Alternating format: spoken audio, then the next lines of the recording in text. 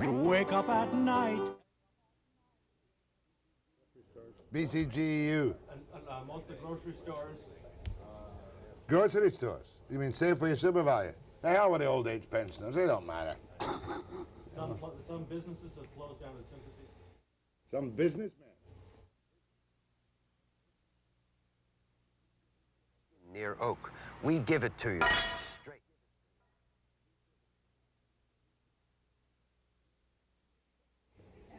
Seconds to program. You're finished, what, April 3rd or something?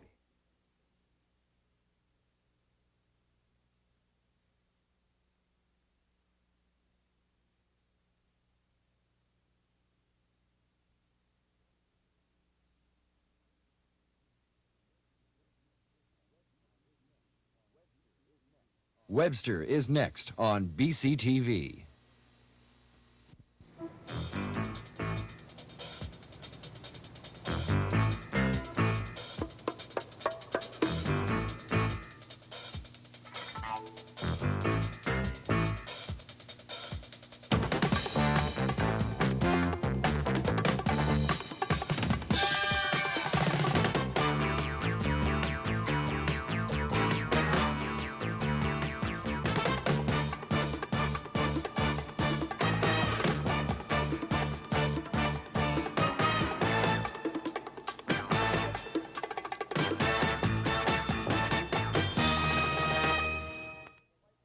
Good morning. Quite honestly, I don't know whether to laugh or cry about the labour situation in British Columbia. This is the day when we're supposed to be having the first of a series of mini general strikes, culminating in a total shutdown of the province, unless the American-owned BC Telephone Company knuckles under to the demands not just of the Telephone Workers' Union, but of organised labour in British Columbia. And I've got a man who's certainly in charge of a large part of this long weekend strike to tackle this morning. The soft-spoken Jack Munro, president of the International Woodworkers of America. For light relief later in the program, I've got that great Tory humorist, John Crosby.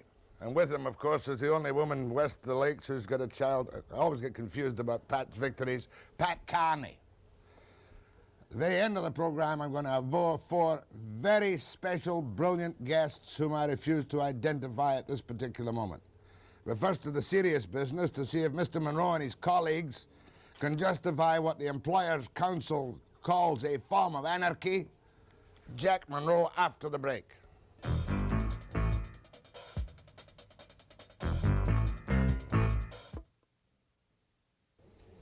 The report this morning is that in the first of these mini general strikes and protests against the telephone company, one way or another, that about 6,000 men are supposedly out. 4,000 IWA men have closed down their plants in and around Duncan, Nanaimo and the Cowichan Valley. A couple of thousand government employees, liquor stores, ferry workers, Nanaimo ferries down. Jack Munro, president of the IWA, I want to ask you a simple, straightforward question about democracy. Have any of these men who are out today at your behest had a chance to vote on it? Jack, we don't have to run around and take ballots on something like this. The leadership of the IWA met and talked about it. The leadership of the BC Fed met and talked about it. And as far as the IWA is concerned, we have absolutely no problem in explaining to our membership what's happening to collective bargaining in British Columbia. The employers of this province should be ashamed of themselves. All of them? All of them. You made a good deal the last time around. You're going in for $2.50 an hour and all overtime at double time, and you expect to make a good deal from Keith Bennett and the boys? Jack, the trade union movement has worked very hard for 5 or 6 years to settle the industrial relations climate down in British Columbia, and it has been successful. We haven't had any major problems in the last 5 or 6 years.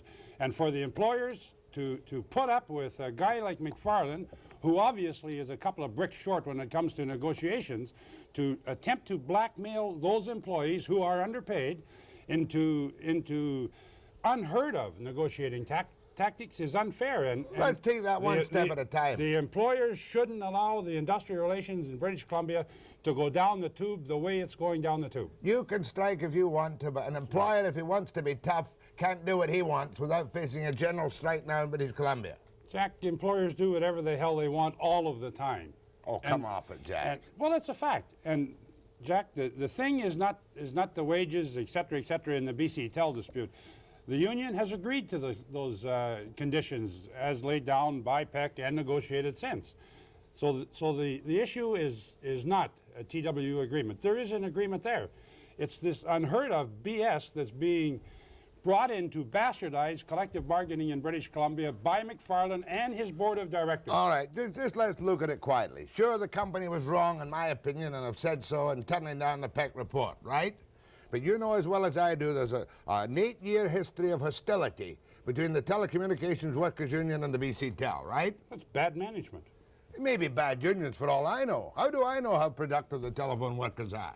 Maybe he's got Jack, problems. look at the wages that, even this settlement, the wages that the telephone workers are receiving. But that's not the issue. The issue is the fact that... The issue is not the PEC report. If employers want to turn down mediation reports, then they have the right to do so. That's not the issue. The issue is, after they reached an agreement 2 weeks ago, MacFarlane, obviously supported by his board of directors, introduces, after they reached an agreement, some ridiculous notion that the union can't get their agreement that they've agreed to until the CRTC grants a further increase, further to the one they got in January. The union has no control over that. All right, they get off of that nonsense. And now he's saying that these 26 people or whatever it is have to remain fired. The union has worked very hard. I talked to Bill Clark last night, trying to find out from the Vancouver City Police, from the Mounties as far as the province is concerned, who is charged with what. And the police say there are no charges. All right, just hold your breath for a moment. We're all agreed that the rider that the telephone company put on to settle if they got an additional CRTC increase was a little bit odd. Now you're complaining that because supervisors fired 25 or 26 people for incidents, some of which are believed to be criminal in possible charges, and won't take them back, the telephone communication workers won't ratify the agreement. Is that right? Are you now telling me that none of these people has actually been facing a police charge? Jack, that's right. We can't find anybody, and I say we, I talk about Bill Clark and his union, have gone to the Mounties for the last couple of days and said who has been charged with what. The Mounties say, as far as they know, there are no charges. All right, just... Now, why won't the telephone company tell the union if there are charges? Now, under the grievance procedure, it can go either way. The men who have been, or the men and women who have been fired by the supervisors have to go through a grievance procedure and arbitration. Isn't that right? During the term of a collective agreement, right. But any negotiator knows, Jack, that you clean these things up when you get a settlement. And I can't understand why the employer, MacFarlane, write him off. He's a nut. I can't Just be careful. I can't have you sitting here calling a man who runs one of the big... He'll call you a half-wit. Do you agree with No, what he's doing? I will not say he's a nut. I don't agree with what he's doing. Well, I'll write him off. I think you should apologize to MacFarlane for calling him a nut. I wouldn't apologize to MacFarlane. I don't understand how the Employers' Council can sit idly by and say nothing. It shows you that they're not solid either, doesn't it? The Employers' Council and people, heavyweights in our industry, have told me that they violently disagree with what MacFarlane is doing to the process of negotiations, but they haven't got the courage to say it publicly. Let's cut through all this nonsense. You're backing the Telecommunications Workers Union in having these 25 or 26 people back to work, whether or not there are criminal charges laid. Is that right? Yes. And if they are brought back to work, you will drop your general strikes and everybody will go back to work. Is that correct? It's not a general strike, it's a protest, Jack. It's the issue is that the employers are allowing the good industrial relations climate that has existed in British Columbia to go down the drain.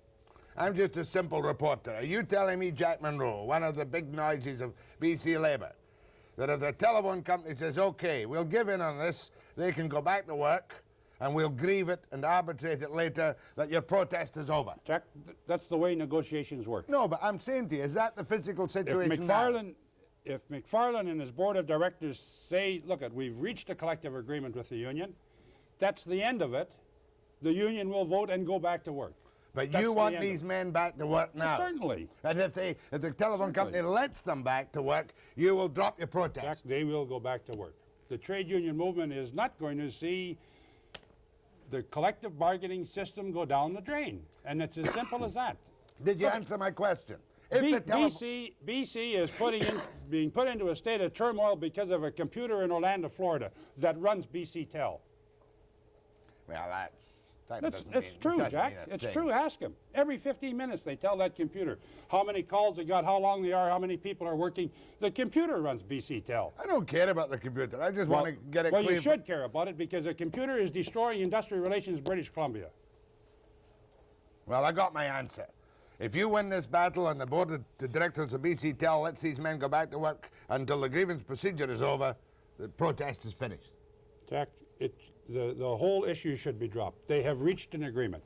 We can get back to civilized industrial relations in BC if the BC Tel negotiators, for goodness sake, would come to their senses and say, forget all this nonsense. They won't even tell who is charged with what. We don't think there are any people charged. The police can't find anybody that's charged. Now why don't we get off of this nonsense, drop the charges, go back to work, and return to sanity? All right, just one little allied question so people can understand. If I'm working in a mill in the Cowichan Valley and I clout my foreman, pow, do I get fired? Probably. And do you strike because I get fired? Probably not. The case is kind of weak. What's weak about it, Jack? What is happening is industrial relations in British Columbia is being bastardized. Fair enough. Jack Munro, isn't it? After the break.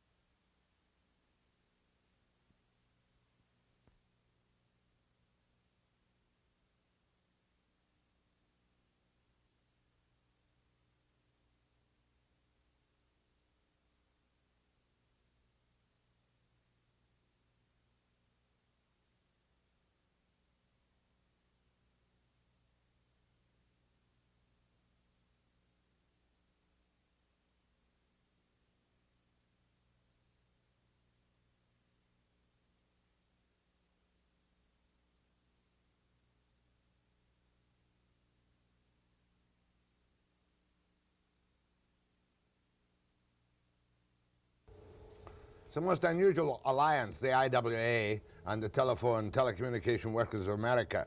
But I want to get another little detail straight.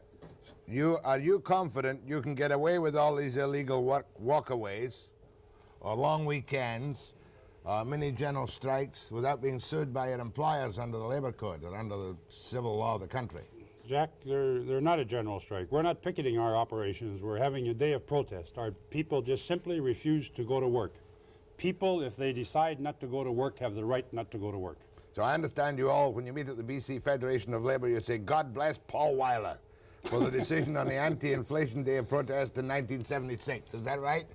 Well, I support that decision, and I don't know, I haven't been called to the board or anything else. I assume the same principles apply, and this is a day of protest. It's really just a day off. I mean, no pickets. The Teamsters, of course, will carry on working, won't they? Well, the Teamsters aren't the most militant organization in the world. And they're not members of the BC Federation of Labour. Right. And they're one of the biggest unions in the province. So one of the biggest. You can't really pull off a real general strike in this province without the cooperation of Senator Lawson and the Teamsters. Well, Jack, I think the Senator is probably as equally concerned about what's happening as anybody else. And I would think that there are Teamsters off the job today. All right, now. Why is your political leader, Mr. Barrett, so quiet and low-key about it? He doesn't support you in these kind of movements, does he? Well, my friend Mr. Barrett is not involved. He's a politician, and this is a labor dispute. Now, don't you feel, though, that by this aggressive militant action, you really are doing almost as much as you say the telephone company's doing to shatter the climate of industrial peace in this province? Jack, let me put it this way. The trade union movement, and myself in particular, worked very hard for 5 or 6 years to settle down the industrial relations climate in British Columbia. And we have been successful. There have not been major strikes. We went out and the Employers' Council and everybody else was rubbing their hands with glee when I was publicly criticizing some leaders in the trade union movement. It took 2 elections, but we got rid of some of them to keep this thing settled down. The part that baffles me is how the Employers' Council, how the forest industry, how the major employers in this province will publicly say that this is a disgrace, it's not collective bargaining, it's wrong, it shouldn't happen, privately say. But they haven't got the courage to say it publicly. And if all of the things that we did mean so little to the employers that they haven't got the courage, the guts, to say publicly what they say privately, then we've put a hell of a lot of work into industrial relations for nothing. Oh, this political protest, of course, as you call it, this mini general strike, 6,000 out, Duncan, Cowicz and Nanaimo, is also, I have no doubt, to support the demands from CUPE and the VMREU. Jack, Is it? our people are off the job today in support of the telecommunication workers. Not in support of CUPE. CUPE isn't part of this thing. The process in CUPE is collective bargaining. And they have the right to strike, and they are on strike. There's, you know, I don't agree with the employers that are negotiating with the CUPE union, but at least they are negotiating. All right. MacFarlane is not negotiating. Okay, hold on a second. John Daly, one of the news hour reporters, is in Nanaimo. I want to check and see if you're right that there are about 6,000 workers out. How is the mini general strike going, John? Oh, it's fine, Jack. It's a nice sunny day here. There are about 5,000 people off the job. The first thing struck was the CP truck ferry. There was a bit of a kerfuffle there when a trade unionist, a member of the Brotherhood of Railway and Airline Clerks, said that he wasn't properly informed, and he started spouting off, and he was quite upset. But that quieted down, and the line was quite effective. Trucks turned away, no problems. Oh, and then at 3:30 in the morning, the ferries went down. Again, no problems. And just speaking with Clive Jackson, our other reporter here on the scene, and he says that there's not a big lineup over there. Most of the people seem to have cottoned on to the fact that today's the general strike, so-called Black Friday by Frank Ney, but the general tone here is that they can accept it. Tell me, are there pickets up at any of the operations? Oh, the pickets are up all over the place. Harmac is shut down. That's the largest. No, but there are no pickets there. Oh, yeah, plenty of pickets there. And the pickets are mystery pickets, Jack. They're not wearing TWU signs or CUPE signs or whatever. They're simply wearing signs like settle for a fair wage now, let's have the PEC report, things like that. John, much obliged. I've got Jack Munro here listening with a little smile on his face. I thought you said no pickets. We don't have any pickets on our operations. You knew Jack. the mystery pickets were coming. I didn't know. I haven't been in Nanaimo. I don't know. Thanks, John. We'll see you, hear from you on the news at noon. Next point. I don't doubt that that some people would picket. I know that we don't have any pickets on IWA. All right, let's have a quiet little chat about your negotiations. When does your contract end? Oh, in the northern and the southern interior, it ends on June the 30th. On the coast, it ends on June the 14th. Is this a real year of no contract, no work?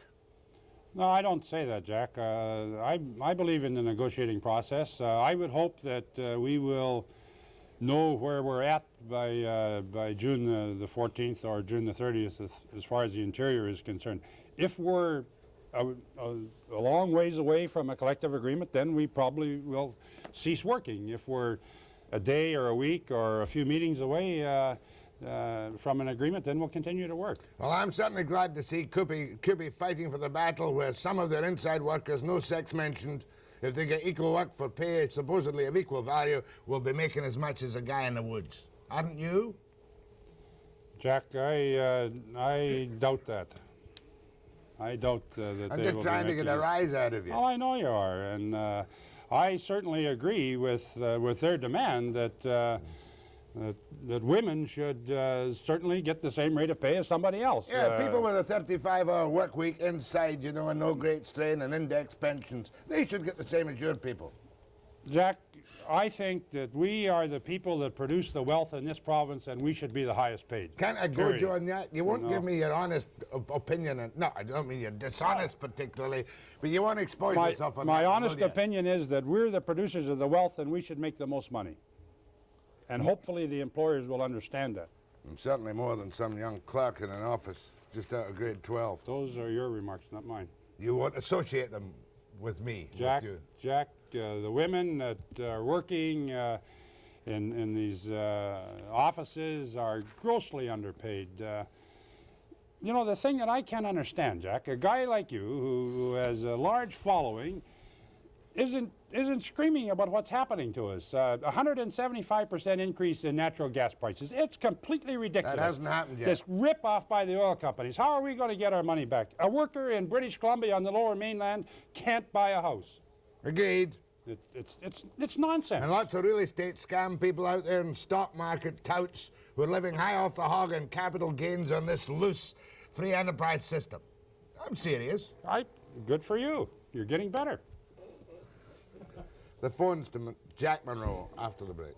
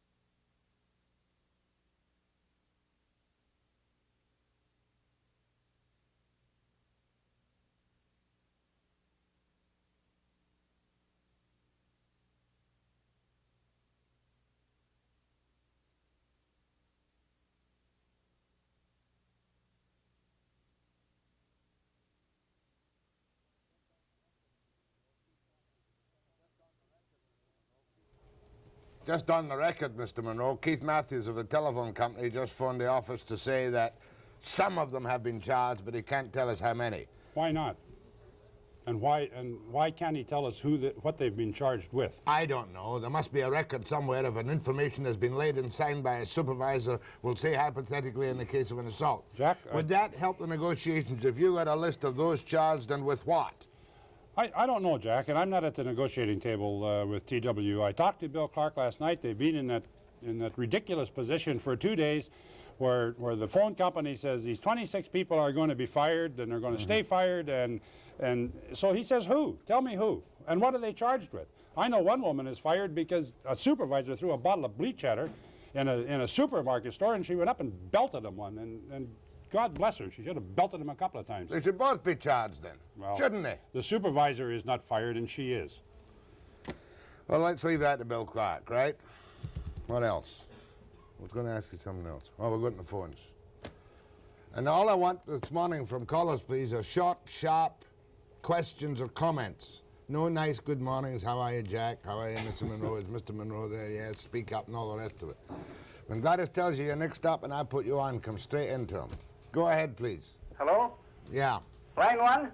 Yes! Yes. Hey, Jack Munro? Yes, See, I good told morning. you. I told you. It's one of your members. Another strike in Vancouver here with bricks, and that's an American company with an American union behind them, and they won't even talk to the men. Which company? Beg pardon? Which strike? The Brink strike. The Brink For strike. almost 3 months. Right. Okay. Okay, thank you very much. There are other strikes on. Cement workers Cement strike. workers are having a tough time, right? Go ahead, please. Yeah, I'd like to say about this business regarding BC Tel that if BC Tel seems to think that by letting us leave these 26 people fired and go through the normal grievance procedure, BC Tel can drag that out for a year or better. And if they think that we can get back to work normally with that hanging over our heads, they're crazy. They don't want a collective agreement right at this moment. It's not profitable enough yet. They need us on the street a little longer. Thank you. Go ahead, please. Yes, I'd like to just mention to Mr. Munro, has he ever thought about, since he gets such high wages, that perhaps they have a responsibility to both the people they represent and the people of Canada in general? My wages last year are $37,000. You make almost as much as a Vancouver bus driver with overtime. Right. Yes, I'm not talking about your high wages only, but the high wages of the people in the union and the people you represent. There's a word that is heard very seldom lately, and that is responsibility. Now, when Mr. Kinnaird was on the program, a woman phoned in and said, what happens when these industries go down the tube because wages are such a high portion of the cost of products in Canada, and if our lumber industry goes the way of the car industry and the computer industry because people want higher and higher wages and we can no longer compete on the world market, then you say, now it's the government's responsibility. Why then is it the government's responsibility? Why not now? And why aren't you responsible, since that's your job? Well, ma'am, I think that the trade union movement in British Columbia has been extremely responsible over the years, and the wages is not an issue in this dispute. It's unheard of tactics in collective bargaining that just don't happen, and the wages at BC Tel, as I say, are not in dispute. The negotiating committee have agreed to the proposed wages. MacFarlane just got a $45 million increase, which you notice our telephone bills have been adjusted effective February the 3rd or something. Mine went up 33 cents for 10 days or something. So the wages and all the rest of it have nothing to do with this dispute. It's quite incredible, though, that you should be planning a political protest for the whole province. Is that right? How long will it take till you come to that? Jack, it depends on the directors and the negotiators at BC Tel. So you have worry. You don't worry at all about. Certainly, I worry, but I also worry that workers in this province are cannot afford to buy a house, and wages have absolutely nothing to do with that. I don't hear you arguing against immigration. Jack, the pressure on housing in Western Canada. We can get into all kinds of things. Housing, workers, wages have absolutely nothing to do with the price of houses. My own house that I bought 2.5 years ago has tripled in price. Absolutely nothing to do with wages. The failure of governments to insist that employers live up to their responsibility and train workers. We have a national disgrace in Canada because of the lack of tradesmen. And why do we have a lack of tradesmen? Because employers won't train them. We've had to go to the bargaining table twice now trying to get our industry to train apprentices. You know as well as I do that the craft unions have dragged their feet when it comes to apprenticeship programs too, don't you? Jack, I'm not talking about craft unions. I know that my union has gone to the bargaining table demanding of employers in our industry to train apprentices, and they basically refuse to do so. Go ahead, please. Hello? That's you. Well, Jacques, I'd like to ask you a question. Right. Well, you visibly took a advocating stand in a... You'll have to turn down your television set. You can't think what you're doing. Go ahead, please. Oh, I'd like to thank you for your support, Mr. Munro. As you guys both know, every step of the way along this thing has been nothing but a hassle. They haven't been dealing in good faith. And if you'd just like to remember the last time we were supposed to go back to work, when MacFarlane wanted us to sign this little piece of paper saying we'd all be good little boys. Can't we get some kind of an inquiry into what these guys are doing to the economy of BC?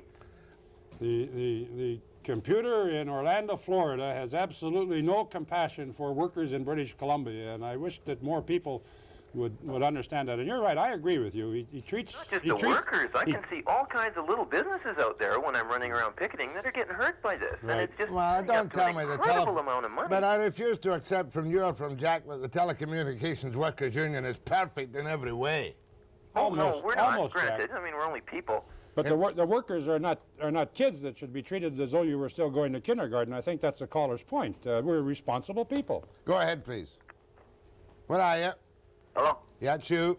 Yeah, I'm just going to say, like, that BC Tel is a good company. That's a good company. Yeah. No, Jack doesn't want to talk to you. Hello. Go ahead, please. Hello, Mr. Monroe. Yes. Are you Morning. trying to tell us that if there are no charges, there are no incidents? I talked to Bill Clark last night, and he has asked the Mounties, he has asked the police on the Lower Mainland who has been charged and with what. The Mounties yesterday and the city police last night said that they have nobody charged as far as they can find out. That's not what he asked you. He said, are you trying to tell him that because you can't find any charges, there have been no incidents? And you told me of one yourself. Jack, somebody said the other day, if a gopher came out of a hole and chewed a telephone cable off, the telephone workers would be blamed for it. Go ahead, please. Monroe said anyone who wants to stay off work has a right to do so. I agree, but does he think that if someone wants to go to work, they have the right to do so? Well, it would probably be a lonely place in any of our operations. That's today. not what he asked you. Please? That's not what he asked you.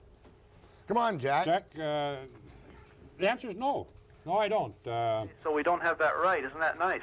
Well, that's the facts of life. Talking about power, not wages. Employers in this province are the people who have created this thing, and the trade union movement, including some people who maybe don't agree with us, are not going to stand for it. Oh, it's really a political question, and they're being decided by people who weren't elected. In other words, the union overlords. I'm elected every 2 years, and the IWA officers have Jack, to get elected every 2 he's years. making a very good point, and you know it. You're now exercising political clout over the mass of your membership without a vote, regardless, because you feel they support you. Right. John, all right, the answer to your question is no, you don't have the right to go to work. Oh, thank you, sir. Did I elect you? I don't know if you did or not. Well, I don't belong to your union, but you have No, the you right probably to didn't make then. decisions about my life. You're probably leading a hell of a lot better life today because of the trade union movement than you would be without the trade union movement. Well, I'm self-employed. I don't belong to a union, but I had to go to the island today, and it's not possible. What has self-employed got to do with it? I'm sure whatever you're self-employed at, rates are based on what you think you can extract from workers who make half-decent wages in this province. I guess I'll just say thanks for telling me I don't have that right. If you're self-employed, go to work. You gave him the right to go to work. Right. Big of you. After the break.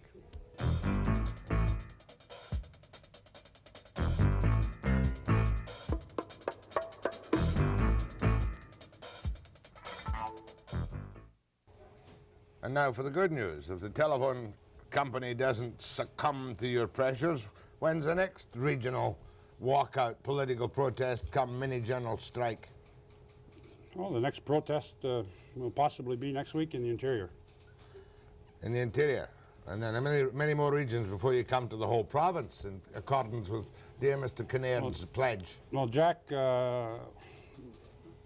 you can't figure too far ahead. If you do, then you have to figure all over again. We hope that the Employers' Council, as a result of this, will put some pressure on and bring this thing back to some sanity. I can't understand.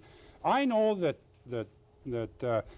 the position of BC Tel is not supported by Macmillan Bloedel. I've talked to their brass. They, once again privately, they won't say it publicly, yet they've got a vice chairman, Richardson, sitting on the board of directors of BC Tel. Now, I think Richardson should be told by Mac and Blow to either straighten this damn thing out, and if he won't, then fire him. The employers of British Columbia are two-faced hypocrites. Is that what you're saying? Well, I don't care what you want to call them. Whatever you call them, I'll probably agree with you. In this instance, Jack, and I know a lot of employers, and I get along quite well with a hell of a lot of employers, but in this instance, I don't understand them. They're spaced out. It's a good union issue, but I have a feeling an awful lot of people are going to be mad at you. You're power hungry, you're mad, you're not elected, you're going to close down the province, Sure. You're going to create right-to-work laws. Short-sighted people. You're going to give Bill Bennett a chance to win the next election. Bill Bennett couldn't win the next election if he marked every ballot himself, for Christ's sake. Jack, the people were very happy when we settled this province down, and it's not us that is making it unstable. It's the employers. You're perfect in every way. Is your halo hurting just a little this morning? No. Nelson, BC, go ahead. Yeah, Jack, a little bit of information. Last time, just a couple of years ago, in our last go-around with BC Tel, we had one of our members convicted of a criminal offense and sent to jail, and he is still now an employee of BC Tel. He served his sentence. He was, charged, etc. Fair enough. And the precedent is set. Now, Jack mentioned earlier that you have a strong following, and it's true you do. But why can't you come out and admit that any sane person in any union knows we can't go back to work without our brothers and I sisters? have We said so can't- not once but several times. I've said I believe the telephone company is wrong in not taking these men back and deciding it by criminal charges or by grievance procedure. I think it's far too important for the province to be tied up, even if I do think Munro and Kinnaird are going over the odds a little bit. Far too important for the whole province to be tied up in this manner, and I've said so not once but now 3 times. So how do you suggest that what do we do now? I would suggest to you that you might make a compromise that if there are some criminally charged, maybe a dozen or maybe 8 or 3 or 2, that these guys be left off, the others go back to work, and the whole thing be settled. We can't do that, Jack. You know it. Can't do that. To the caller from Nelson, I would like to say hello. As you know, I'm from Nelson, and you guys are running a good strike, and you get some supervisors who at least have the courage to refuse to go to work. Thank you. Go ahead from Prince George. Hello? Where are you in Prince George? Pardon? Speak up, ma'am. Hi. I'd just like to view my opinion. Yes, please. I don't see why 26 employees can hold up all the rest of BC Tel going back to work. In other words, you think the 26 should be laid off for the moment and the rest go back to work. Thank you, ma'am. Go ahead, please. It's not the 26 people that are holding it up, it's MacFarlane. Go ahead, please. Mr. Munro, I'm a Yes. firm believer in the unions, but why, such as the telecommunications workers, why can't they vote on union issues? Why do they have to, why are you the one that's telling everybody and making all the decisions for everybody else? A lot of people don't want to go on strike. A lot of people can't afford to go on strike.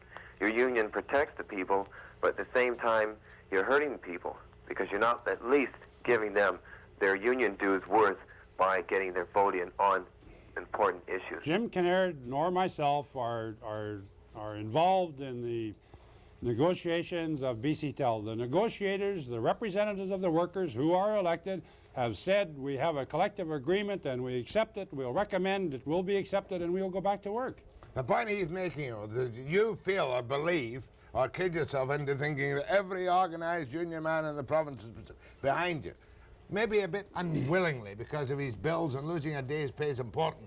Jack, we've got a lot of people that belong to trade unions, and no doubt there are some people who disagree with us. The point again is that looking at what's happened to negotiations in this province in the last year, we are going downhill very badly, and the trade union movement is not going to allow that to happen. Half of the strikes that have happened is the NABOB strike, the CUPE strike. Employers are trying to take things away from workers that they have established in their collective agreements, and the trade union movement in British Columbia is not going to allow that to happen. You won't find any tears running down my face for the CUPE strikers in their particular position, nor your face either. They can get what they can get. I'll go for that. But you've got to think of the poor taxpayer, many of whom are union workers. What about the taxpayer? What about him? The taxpayer expects that with the taxes that we're paying these days, that the workers who are doing the work are going to get a half-decent wage. Your taxes will double in West Van this year. What has workers got to do with just what happened to my school taxes? Well, they've got to pay the bills. Jack, is ridiculous. A 400% increase because some screwball politician in Victoria doesn't know what the hell he's doing? Maybe it's partly because of wage bills. Jack? The CUPE gets Jack, what they what want. about your school taxes? They are going up 400%. I know. But I can afford to pay it. It's got absolutely nothing to do with workers. Nothing. It has to do with workers. It is not. It's because of a screwball formula that's based on the price of houses that people should hang their head in shame that are responsible for allowing what's happened to people in British Columbia when it comes to the price of housing. If CUPE gets its equal pay for work of equal value, the total wage bill in the GVRD will go up a minimum of 40%. Total budgets will go up 40%. Jack, workers are entitled to be able to expect to at least keep pace with the cost of living. The CUPE workers have not kept pace with the cost of living. I always bleed for the IWA or the telecommunication workers. Quite honestly, I don't bleed for CUPE. However, that's beside the point. You're not out supporting. You're not out supporting them today Jack, anyway, I are you? support the CUPE workers that are on strike. This day of protest that we're having is not tied into the CUPE thing. Okay. The CUPE workers have not kept pace with the rate of inflation. What was that you said about Bill Bennett again? I said he couldn't win another election if he marked every ballot himself. One of the leaders of the first reasonably big political day of protest, Jack Munro. Thank you very much, Mr. Munro. You're very welcome, I sir. hope you have a quiet, happy day and a long weekend seeing you're not working. Next, John Crosby. Thank goodness, a mild-mannered, decent, quiet fellow, the former Tory finance minister, after our ebullient Mr. Munro.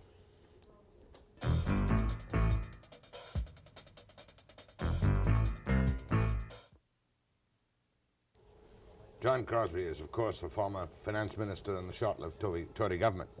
Well, I bumped into him in passing at the weekend in Ottawa during a leadership convention. And I'm sure you're as sick and tired as I am, Mr. Crosby, of looking at the possible combinations of what might happen. But are you not very disappointed after your rousing speech giving Joel 300% that he got such lackluster support? Well, yes, I think it is disappointing, but it's a part of the democratic process, so I don't see how we can complain. That's why the provision is there, and we have to accept it. And I think that he's, you know, he's considering the whole position now, and I'm sure he'll make a decision that's best for the party and for himself. One question more only, and you will accept the decision that Joe Clark makes as to which way the party will go for leadership in the future. Certainly, yes. There's no doubt about that. No, we'll all have a chance to give him our own views. You know, that's part of the process. It's kind of sad, though, isn't it? Kind of unhappy. It is sad because he's one of the most courageous men I've ever come across. And if you had to take the kind of personal abuse and comments that he's had to take about things that are nothing to do with himself, you know, nothing to do with his substance, but his appearance, I don't know how he stands it. No, I must admit. Anyway, let's get down to business. Something funny about this Combine's investigation report, which tells us that we, the people of Canada, have been ripped off with anything up to some fancy figure of $89 billion. And before you say anything, what I don't understand is if we have been ripped off for whatever, and I'm sure we've been ripped off for something, why the devil haven't charges been laid? What are the Liberals trying to con us into this time? Well, I mean, I think that's the reprehensible part of this. Now, I don't know whether the oil companies have ripped us off or not. I suspect that they've done things in the past that we wouldn't approve of, made too much money or whatever. But this is completely reprehensible. This is political scurrility that they should make these broad general charges and use these big figures, and then they say there's nothing illegal or they couldn't prosecute them. I mean, it's a part of a political process to hide the fact that the Liberal government is the ones who's ripping us off. The real rip-off artists, in addition to the oil companies, if that's true of them, is the Liberal government. And can I explain why? Here's how we're getting ripped off. Here's what they said in the last election, January the 23rd, 1980. You see, it's Mr. McKechnie there, the advertisement in the Scotia Sun in Port Hawkesbury, Cape Breton. And he says how he saved us from the Tory gas price increases. And then down here he says, vote Liberal and the price will stay down. Let me see that. Vote Liberal and the price will stay down. This is McKechnie. That's McKechnie. That's the present Minister of Finance. Vote Liberal, and you see down here he's got dark glasses on. He was already ashamed when he made that statement. He knew it wasn't going to be true. Now, you know what happened since then, Jack? There's been 9 increases since Mr. McKechnie and his party took over power. And that's the rip-off artist. 6 of those increases had nothing to do with the industry. Only 3 of the increases were in the basic price of a barrel of oil. The other 6 went to the federal government in taxation. We're paying $3.30 a barrel more today because of the petroleum compensation charge. And we've got Mark Lalonde circling like a great vulture up there in the sky, ready to pop down soon with the new Canadian ownership charge on the consumers for the purchase of Petrofina by Petrocan. So there's where the rip-off is, and that's why they're making this other diversionary foray on the oil companies. It's to hide the fact of what they're doing themselves. Meanwhile, they're tacking on the $3.30 plus the Canadian ownership charge. They're trying to divert us by telling us that we were overcharged $12 billion, presumably illegally, in a combine. But they won't charge the oil companies. Well, you see, there can be rip-offs. We have to say this. There can be rip-offs that are not illegal. as you know, the law might not prohibit them. So there could be rip-offs here that are not illegal. But I mean, why go back to the past history? I think this is a study of what happened from 1953 or the 50s to 1973. Do you think that the Liberal government is actually headed on a total nationalisation of the oil companies? I think that they're headed for a very much vastly increased state ownership of the oil and gas industry, not just to give Canadians a chance to own it, and that they're on their way. When they're finished with the oil and gas industry, they'll be moving on to others. It's an immense power grab in Ottawa from the private sector and from the provinces and from the ordinary Canadian. Didn't I see you ask a question in the House of Commons the other night about the rip-off of the price for Petrofina? Yes, that's certainly a rip-off, and Mike Wilson's been asking about that. Who had advanced knowledge, and why did the price of the shares of Petrofina increase so much in the few months leading up to the from $80-some to $120, which the government paid for it per share. And Jack, have you look in connection with this thing that you brought up, the report on the oil companies? Do you know who was the government when that alleged rip-off was going on? The government of Canada was the same Liberal government that now suddenly, years later, comes up and says, oh, there's been a tremendous rip-off. Well, they were the government. That investigation went on for 8 years. Why didn't they step in sooner? I mean, they should be thrown out of office for criminal negligence, gross negligence, willful and wanton misconduct, and every other charge you can think of. In other words, they're using the combine people, what do you call it, the combine's restrictive trade, the consumer investigation branch, as a propaganda monkey. Exactly. And I mean, there's no chance that the people of Canada, suppose that they were ripped off for $8 billion or $4.5 billion or $12, that you can get the money back. I mean, what the people of Canada have to worry about right now is what is going to happen to Canada with this national energy policy that's stopping Canadian economic recovery in its tracks. It's stopping the oil sands developments and the tar sands. These are the things we should be concerned about. And how much are they going to be charged for the takeover of Petrofina? But you see, the government wants to divert their attention from all those things with this irrelevancy. Well, now, they're both to blame, aren't they? Lougheed and Lalonde. Are they both to blame? Lougheed is just cutting his exports to the east now. We're going to have to import all this high-priced whatever it is, Venezuelan oil or whatever. Are they not both to blame, Lougheed and Lalonde? No, I can't agree. Well, there's got to be some blame on every side, I suppose. They had to be willing to compromise. But in this particular situation, I can't see Mr. Lougheed as being to blame. I mean, if he surrenders to this, he is saying that the provinces no longer really have control over their own resources. They've got to bow to the federal government. They're preeminent. And I can't see how he can do that. I mean, after all, here we are paying our own Canadians in Saskatchewan and Alberta $17.75 for a barrel of oil, and the Liberal government of Canada cheers when it goes out to buy 50,000 barrels a day from Mexico for $46 a barrel, and it's an inferior oil to the Canadian. We're not even prepared to pay our own Canadian people half what we're paying foreign people to bring in a third of our oil requirements. I mean, the thing is crazy. No, the major blame is on Lalonde and Trudeau. Who is the architect? Is it Lalonde or is it Trudeau?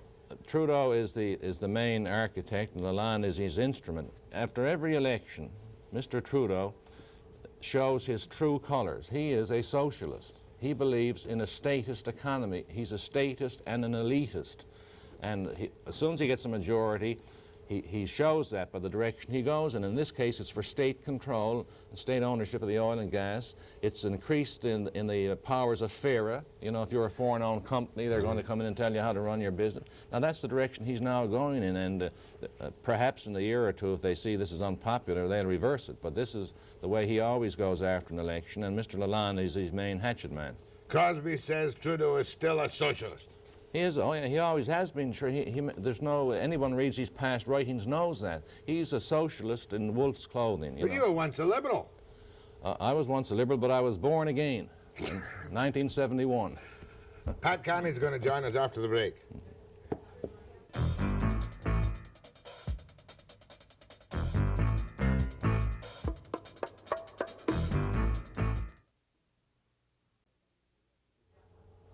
Equal pay for equal work and equal time for women politicians. Pat Carney. Good morning. I don't know.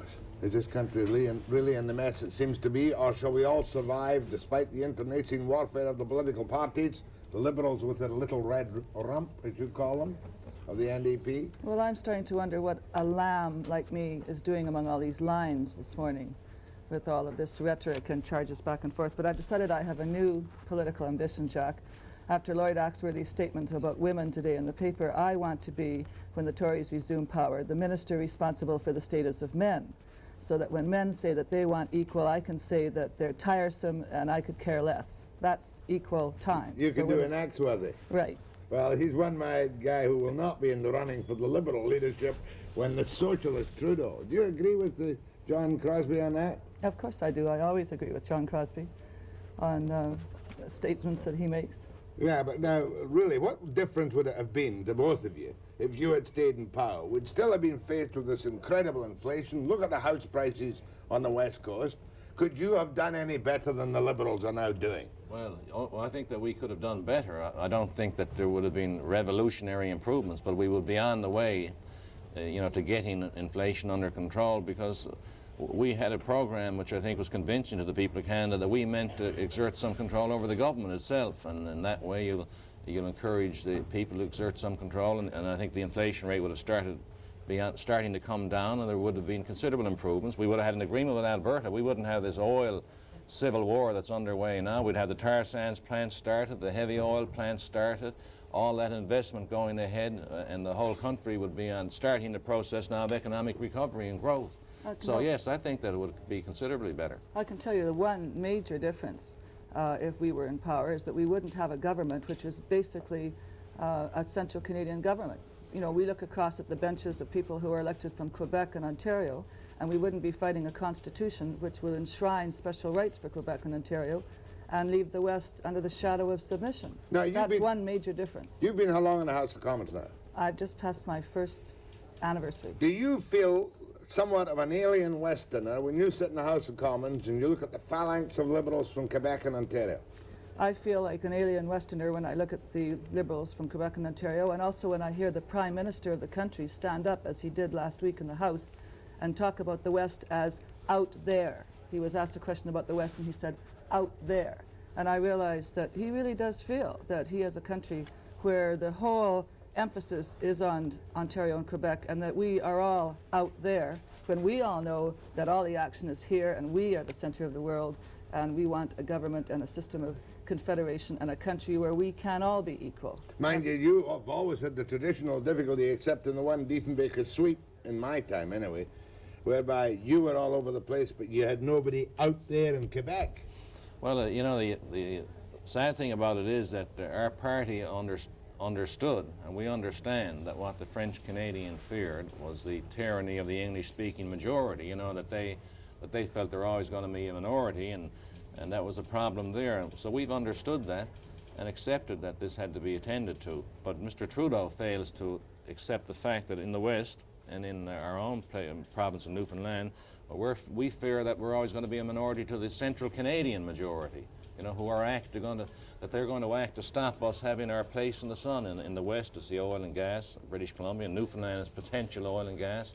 That they're going to stop us coming, getting our turn in the sun because they think it's contrary to their interests. And that's, I think, a bigger danger to Canada today than the French-English question. Don't you feel when you hear Peckford at times, though, that he's a wee bit far out, and he's a guy who just overdoes it a bit? Bennett doesn't say much. Lougheed's position is known, but Peckford frightens me. It's the right of the provinces, including our own, to vote for our own premiers, and that is an inalienable right. I think John Crosby uses a quote which is useful in this circumstances. We must remember that Newfoundland was a full dominion when it joined Confederation, and it was a full, apparently, dominion. And John uses a quote that they are going to be reduced to subsidized tribes as members of Confederation. Yeah, why would Peckford frighten you? I mean, is it because that Newfoundland, for the first time, has somebody young, alert, intelligent, and aggressive, that's not just standing around with his paw out waiting for Ottawa to drop a hand out in it? He wants Newfoundland to be, self-sufficient and make a contribution to Confederation. I don't see why people should be afraid of Peckford. He's a brilliant young man. The only thing is that he's a bit aggressive. I know that he worries some people on the mainland because he appears to be aggressive. But I think that you're not used to seeing Newfoundlanders in that light, because we're supposed to be the quaint, the quaint characters of Confederation are making such a good thing out of it, getting the unemployment insurance accepted. Right. That's your image. Yes, that's our image, and Peckford is out to change that. He's out to make it. If you were in power, would you give Peckford all of the resources from the Hibernia fields? All of the money from the Hibernia fields? Well, he couldn't get all of the money, no. We say that Newfoundland should own those resources, and Nova Scotia and PEI and New Brunswick, just the same as Alberta owns the oil and gas, or Saskatchewan or British Columbia. Now, the federal government would still have tremendous powers. They've still got the corporate, they've got all their tax powers, and Newfoundland wouldn't get all the revenue. But the important thing is that Newfoundland would control the kind of development and the pace of development, and ensure that Newfoundland got the most economic benefit from it, and so on. One question before I go to the phones to each of you separately. What's going to happen on this constitutional kerfuffle? Hey? What's going to happen? Now, what do you think about? What's going to happen? Well, I hope it'll be fully debated, and I hope that we'll be able to bring enough pressure on people to have the most offensive parts of the Constitution changed, so that we're not forced into a second-class status, and that we are able to deal with the Canadian content of the Constitution here in Canada, and send only to Westminster the part of the package that affects Westminster. That's what we have to have. If we don't have that, Jack, you know, you and I are going to be sitting here in a few years' time weeping and crying about the breakup of the country, because I just know, just so well as a Westerner, that in the present Constitution there will come a day when Ontario or Quebec exercise the veto, and that is the day that the West will leave Confederation, because we will not, I don't think, we're well past the day of being submissive to Central Canada or any part of Canada, including Newfoundland, when it takes over from Alberta as the prime energy province. You know, You're talking about equal. this permanent veto, which will always reside separately and individually with Quebec and Ontario, to Right. prevent constitutional change. And the referendum, which will bypass Ottawa, bypass elected MPs like John and myself, bypass all the provinces, and go to the people in a flurry of advertising campaigns and Canada geese flying, and impose a Here's change. the realist. Trudeau is still in the position, is he not, to do whatever he wishes with that package, and is he likely to change? No, I think that he'll drive it on through. The only way I could see that we could stop him here in Canada would be either through the courts, you know, if they are in the Newfoundland Quebec courts rule against them, or the Supreme Court of Canada, or if we can persuade Ontario to change its position. I think there's still a possibility that if Ontario sees real danger in this course being continue down this course, that might make him hesitate. But the likelihood is he'll force it on through to England. And they'll pass it. We don't know It's that. likely they'll pass it, but I don't know. The English are not to be pushed around. When somebody tells you, I'm sending you a dog's breakfast, and you hold your nose now and pass it through your parliament, that tends to get people's backs up. So I'm hoping that's what will happen in England. And if that happens, we'll have a crisis in this country, won't we? I would say so, yes. You know, he'll be letting loose the dogs of dangerous dogs of war, or whatever you want to call it, if he starts that kind of conflict here in Canada. You can have a free-for-all with Crosby and Carney, the two C's, Carney and Crosby, after the break.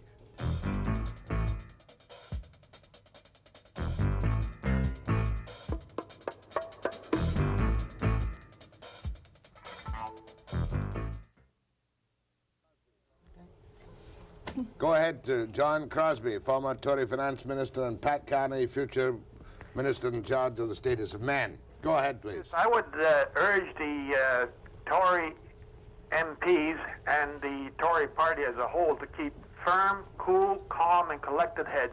Surely you must all realize that there are a lot of people around who would take pure delight in the event that Westminster rejects Mr. Trudeau's proposition and Mr. Trudeau, his hand is forced in way of casting a general election, that there are a lot of people who would take pure delight that the Tory party is divided and leaderless after their own members have castigated a fine and honest and sincere leader. Well, can I comment on it? Yeah. Well, we're not. The Tory party is not divided and leaderless. The Tory party has a leader. In fact, we have a leader who hasn't resigned. The Liberal Party has a leader who's resigned, but he's still there as Prime Will Minister. he ever keep that promise? Well, if we can convince Jack Webster to go today, perhaps Mr. Trudeau will honor his commitment to the following. No, we're not leaderless. We have a leader, And we're not divided. There are some people in the party that want to have a leadership review. And our caucus met Wednesday, and the caucus is very united behind Mr. Clark. We know he has decisions to make as a result of that annual meeting, and he's got lots of time to make them. In the meantime, we're going to back him up to continue this battle. So we're not going to lose our cool, nor are we going to lose our leader. Go ahead, please. Hello, Miss Carney. Hello. Good morning. You keep telling us how we in the West are being discriminated against. Could you identify one area where we are being discriminated against, one specific area? In terms of the Constitution or in terms of... In any terms at all. I just keep hearing this general comment. We in the West are being discriminated against. We're being discriminated against. I think we've got the greatest thing in the world going here, and then you come along and you discourage me, and you tell me I'm being discriminated against. What is it that I'm missing out here that the people in the East are getting? You're missing the fact that Ottawa is only paying half of the value of our oil prices here in the West, while we're paying 100% plus for cars made in Ontario. Well, are you saying that they pay less for gasoline in the East than we pay at the pumps here in BC? We're paying Alberta, as John Crosby's pointed out, $17.75 for oil, when Ottawa is paying $46 for offshore oil. But how does that apply to me specifically here in the West vis-a-vis my counterpart in the East, in Toronto, for example? Because that means you as a Westerner have less provincial revenues than you otherwise would have. I mean, just take the case. I pay less, for example, for my Medicare here in the West than my son does in Toronto. What I'm looking for, I'm trying to pin you down, and pin your party for that matter down, to one specific item. Well, I've already given you the item. I've given you energy prices. But that is a philosophical area. No, well, I want one specific item. Well, can I, well, just look, well, Pat's talking about oil and gas. What about natural gas? There's a tax on natural gas, new tax introduced on natural gas and on oil, the exports of, which apply to exports as well as domestic. But there's no such tax on the export of hydroelectricity. I mean, there is an example of well, that's great, but how does it apply to the individual? I'm relating my situation in the West with my son in Toronto, for example. Right. Does he pay less for gas in Toronto than I pay for gas in BC? There may be some small difference, but basically it's the same price across the country. Now, we're talking about discrimination against the region and not against some individual, that there's a different law applies to you as compared to... He's got a good point, you know. If you are not really deep into politics, you say, okay, do I pay any more for gas? Now, I get the point you're making. Right. That the development of the West is being held back for the selfish development of protection of Ontario. Right, and the next thing we're going to face is probably quotas on Japanese cars, which of course we buy here in the BC at a phenomenal rate. Well, you've both forgotten we already had quotas on imported cheaper clothing to protect inefficient factories in the East, in Quebec and Ontario. Am I right in that, John? So the point, so the point is that we are consistently and always have been economically discriminated against, and now we're going to be politically discriminated against under the Constitution. Right, by being made enshrined forever second-class citizens, and that is discrimination. Go ahead, please. Yes, Jack, I have a statement for Mr. Crosby, and I would like to ask a question about this oil bit. Right. Mr. Crosby, I've seen you about 3 times on the floor of the House, and once today, showing this little thing where the promise has been broken. Right on. Got every political party and every person in politics always breaks a promise. I've never seen one yet that hasn't. Agreed? Well, yeah, that's true that they're frequently broken, right? But now, but about I think this oil bit, there's something I'd like to get straight. I'm a stupid Westerner. Now, I hear it bandied about every day in the House that we're paying $40 for the barrel, $45 for the barrel. Now, does the government import this oil and then sell it to the companies, or do the companies import the oil? No, well, it's been done in 2 ways, but mostly the companies import the oil. The government has made a deal with Mexico, Petrofina, and they import some of it, but the government... What does the government do? Does the government sell that oil? No, what the government does... does... sell it to the multinationals?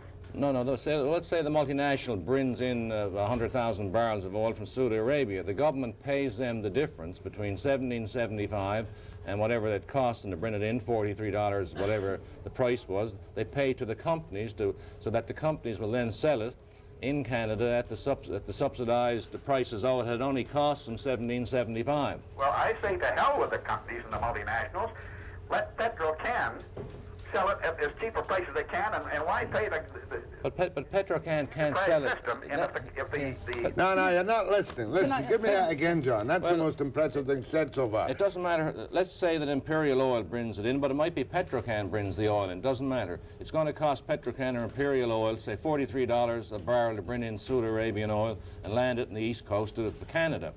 And the government will pay them the difference between $70 and $75, which is what they're paying Canadian oil producers, and the $43 so that the companies can then sell it, whether it's Petrocan or Imperial, doesn't matter, so they can then sell it as though it had only cost them $17.75.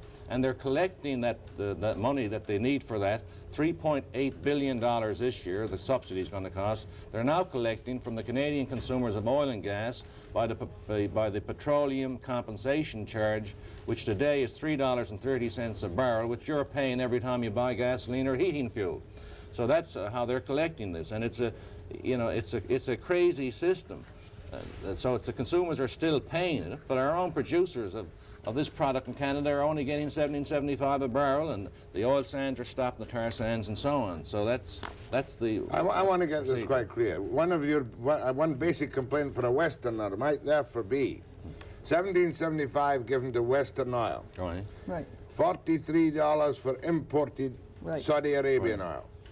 All of us as Canadian taxpayers, give the oil companies this year nearly $4 billion to put in their jeans so they can reduce the price at the pumps to what might be a more reasonable level. But what would happen if we put the Alberta oil to $30 or even $25 a barrel? What would happen to industry? How many unemployed would there be? There wouldn't be any. I mean, all your business groups in the country have said, look, that this is unrealistic. This is inducing unnecessary use of these kind of fuels and so on. We can't stay so far below the world price. What they're worried about is, are we going to have supplies of oil and gas in the future? And if this kind of crazy policy continues, Canada will never become self-sufficient with respect to oil. They're worried about 6 or 8 years or 4 years' time. What about there's a major war in the Middle East? You can't get that oil, or you can't get it from Venezuela. So they're worried about the supply, not the price. Now, if Alberta's proposal had been accepted of last summer, I think the price of oil today in Canada would only be something like, it might have been up $2 or $3 a barrel. We'd be paying Alberta now $19.95 or $20 a barrel. You know, it's a very... The extra amount this year wouldn't be very much, but the government's not prepared to even pay Alberta 1/2 of what they have to pay the rest of the world. It's a sad situation, isn't it? Well, Jack Munro was on the show earlier, and I mean, just imagine what Jack Munro would be saying if Ottawa decided that Canadians would only pay half of world lumber prices for our BC lumber. I mean, that would not cause just a one-day protest vote here in BC. That would be total war, and that is the analogy. We have 2 price oil and 1 price lumber. Go ahead, please. Oh, Jack? Yes. Yeah, I'd just let you know that I have a little small junior mining company here in Vancouver, and I've raised, are you there, Jack? Yes, yes. Yeah, we've raised $300,000, and we're spudding an oil and gas well up at Quesnel on Sunday. And I got to tell you that I sure appreciate Mr. Trudeau for giving us that 35 cents on the dollar grant. It's really going to help us. Well, you would have had, even under the old system, considerable tax relief for doing what you're doing in any event. And Mr. Crosby, we are such a small junior company that any help that we can get, because we are so small, believe me, it's really appreciative. Well, then, it's good that this is helping you out, but most of the Canadian-owned smaller companies are bitterly opposed to this because they're getting struck just like the multinational companies are, and they haven't got all the downside oil refinery and service stations and all the rest of it. So they're the ones that really... about these multinationals... Well, don't tell me the name of your stock, even though you're getting a Liberal grant. I'm not going to tout it on the air. He's not going to be so happy when he tries to sell the oil at $17.75. Yes. My thanks to Pat Carney and to John Crosby. I hope all your problems and all our problems are solved soon. They're all solvable, we hope. With the Conservative government, of course. Naturally. But no election for 2 years, right? Unless the British, 3 years. 3 years, I imagine, yes. What if the British dump the Constitution back? Could that bring on an election? It's possible, yes, and the sooner the election comes, the better. Good. Thank you, Pat. Thank you, John Crosby. Next, I have 4 mystery guests.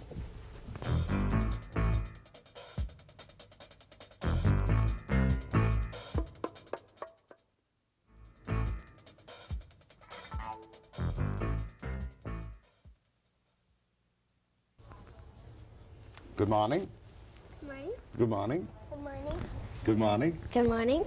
This is a very special morning this morning. The Websters had unexpected visitors yesterday, and I want to introduce them one at a time. Robert McKee. Next one I shall introduce is my eldest granddaughter. Alexis McKee. And one of the smaller ones. Jessie McKee. Again, please. Jessie McKee. Pretend you're shouting at Mother and say your name again. Jessie McKee. That's better. And your name? Megan McKee. And your name? What's your name? Give me 5. Give me 5. Attaboy. Give me 5 again. Give me 5 again. Come on. Give me 5. Hey, we rehearsed all night last night for this. Give me 5. Give me 5. No, let me talk. Okay, interviews. What is your full name, please? Alexis Kathleen McKee. I see. How old are you? 8. Where do you live? Kamloops. Kamloops. Which part of Kamloops? Van Hartvale. I see. What school do you go to? R.L. Clementson. R.L. A Clementson. little louder. R.L. Clementson. What is your favorite fun thing to do? Take care of my animals. Well, what animals do we have now? 2 dogs, a rabbit, and a cat. What happened to the other rabbit? It died. Oh, no. Did it? Yeah. Oh, too bad. Are you prepared to do a little turn today? Sing a song? Yeah. Well, what are you going to be when you grow up? A veterinarian, hopefully. Again, please. A veterinarian, hopefully. Okay, we'll now go to Megan McKee with the light blue eyes. Come on, Megan. Franny. How old? 7. Which school? Robert L. Clementson. What's the favorite thing you like to do best of all? I don't know. Think about it for a minute. Do you like to go to the farm? Yeah. Why aren't we going to the farm this time? I don't know. What's your daddy doing down here just now? He's watching us. No, he's not. Tell the truth. What's your daddy doing? Eh? He's playing hockey Hockey. for the Kamloops Fire Department. How many did they win? 1. How many did they lose? 1. Was he in goal? Yes. He lost the game. Now we'll come to you. Your name, please. Jessie. Jessie? How old, Jessie? 5. 5. What are you going to be when you grow up? Nurse. A nurse. She's got hired. You're a veterinarian, you're a nurse. And what are you going to be when you grow up? I'm going to work at Stanley Park. You're going to work at Stanley Park? In the zoo? Are you going to be in the zoo or working around the zoo? Now, one small song, please. Jessica, look into the camera and sing a song. No, how about Johnny the Leprechaun? Okay, come on. Sing it. Go on. How about you? Have you got a song? No. Have you got a song? Hey? John Leprechaun went to school with nothing. Say it again. Start from again. John the Leprechaun. Went to school with nothing on. Go on. Teacher said that's not fair, coming back in underwear. That's a terrible thing to do on television. Teacher said that's not fair. Give him back his underwear. Give me 5. Who do you want to say to hello to? What's the name of your teacher in Kamloops? Mrs. Conrad. Your teacher? Miss Brogdon. Brogdon. You go back to Kamloops this weekend? You enjoying yourself here? Yes. Sorry we can't go to the farm this time. We'll go the next time. You're coming down later in London. And I know that your mother didn't choose to appear on the program this morning. I'm just a little bit snitty about it. Don't you feel she kind of let us down a little? Yeah. Why didn't she appear on the program? She's scared. Scared? Not Jenny, not in the least. She doesn't look good. She's shy? Yes. Okay, thank you very much. Just stay there, and I'll do the close after the break by myself with you people here, so you can stay on till the end. Take a break.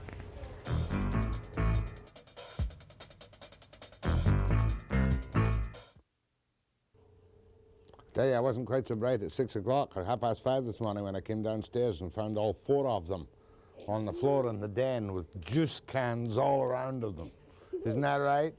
Hey? They drink more apple juice than they make in the Okanagan Valley, I'll tell you. I don't. Robert does. Oh, Robert, I'm sorry about that. Now, to be serious for the moment, on Monday morning we'll be dealing with a very serious topic with the chair of the provincial carpenters with relation to the recent inquest. And we hope to have a very serious and sober discussion about what can be done to prevent the repetition of the dreadful tragedy in Vancouver. Say goodbye to Kamloops. Say cheerio. Bye. See you Monday, 9 a.m. precisely. Say precisely. Precisely. Yeah.